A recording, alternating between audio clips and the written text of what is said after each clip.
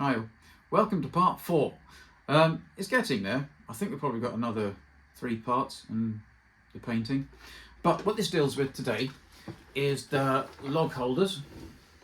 So, the brass strips here. I built my own because the ones at Torro and the Photoetch kit, which is for a T-90 it says on the thing, but and it's Trumpeter that made it. So I don't know if Trumpeter was going to release a T-90 and 1/16 like their T-72 models, but they never did, so I don't know. It's a bit strange. They give you straps and they're not good. It's also for the actual mounts that the log goes onto. You can't see them. It's under there. It's a bit hard to see, but it's in the video, so don't worry.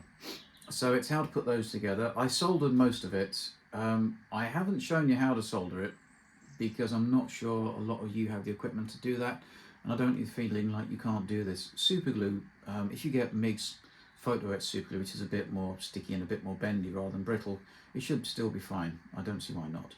I just do it because I can. I use cast solder, it's low melt, and it's a paste, and basically just paint it on, and then I don't really solder in some specs. I braze it. I use a, you might be seeing in the background, a little blowtorch, and then I just heat the part up. The solder goes into the joint. It's all done. Fine. So that's pretty easy. If you want me to show you how to do it, I'll do a video, but it's not hard. I'm sure you can find a railway modelling video that shows you that. Probably better than I can do it. So we're dealing with that. It's also the tow ropes. These are off the Torro T-72AV, but they're far too long. So in the video I've shown you how to take the ends off and how long that shaft to fit them to this. We're also doing the tow rope attachment and tow holders, which are there. It's a bit of pain because it's complete black now and undercoat, but if you can see it, it's got the little pin which goes through it, which I made up. It shows you how. And it's got this, and it's all made out of spare Photoetch strips.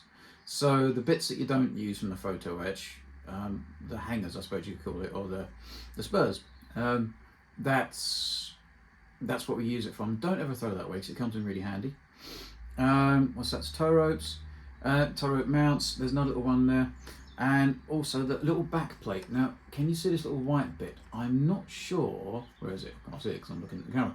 Around there somewhere. Can you see the plastic card white bit? I don't know what that's for, but it's on all T-72s and T-90s, I think.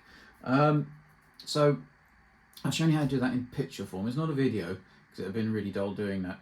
But it's an integral part. I don't know if it's on the Trumpeter kits or if they've missed that as well. But yeah, so that's what's in this video. I hope you're all keeping very well. Thanks for subscribing, and if you're new to this and you fancy it, if you could subscribe as well, that would be absolutely fabulous. I'd be very grateful. Or a like would be good as well. And if you got this far into the video, that's excellent. Just keep watching it. And yeah, and then I'll see you in part 5, obviously, because as this is part 4, it's going to be part 5 next. Yeah. Anyway, well, better crack on. Have a nice week. Next little bit done. It's the log thing at the back. This is the Photoetch from Trumpeter for their T-90, which you can get from Torro.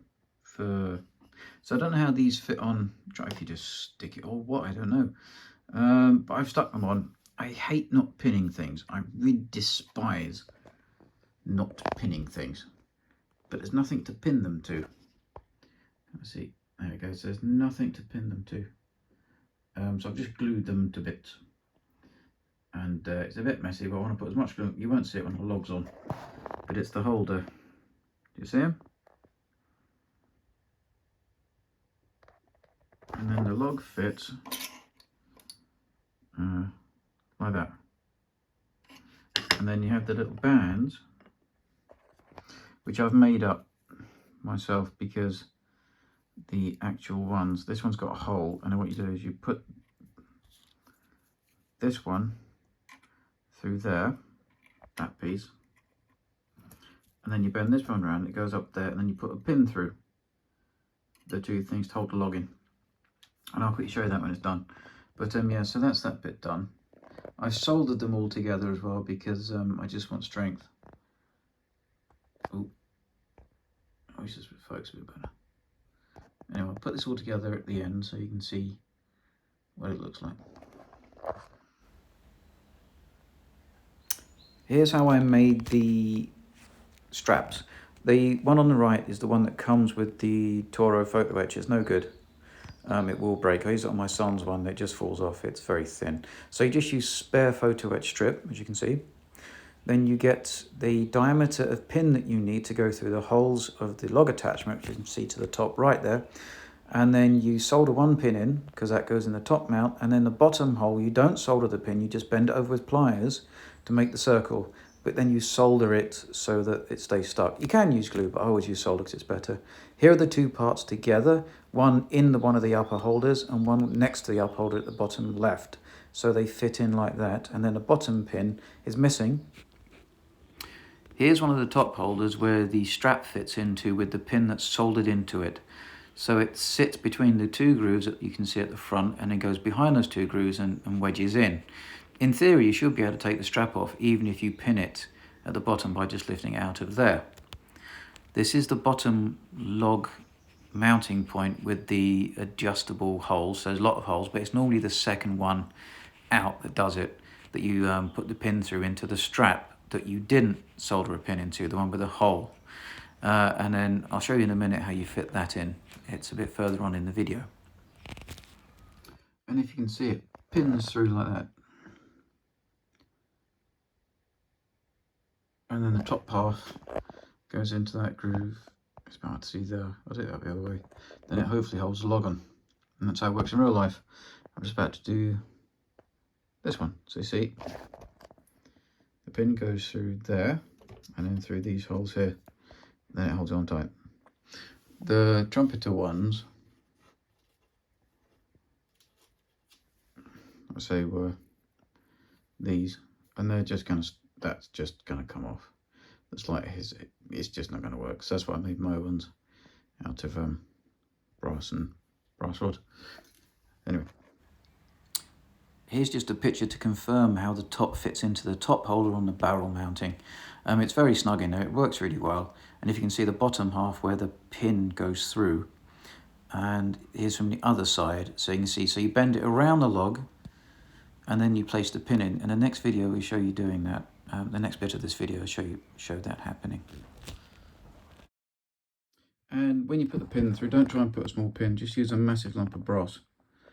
Then push it through there, both sides, and then cut it off with your clips or whatever you use. I just use jeweler's tin snips, because I like that, see.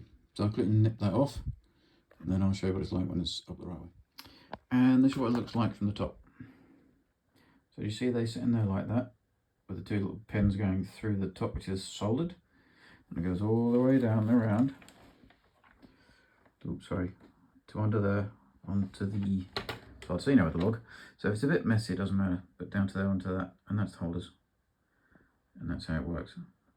And there's the little pin. So it's like that. I think it looks alright. So I'll put this on the video, and this it's going to be a long video, this is. So I'll apologise in advance.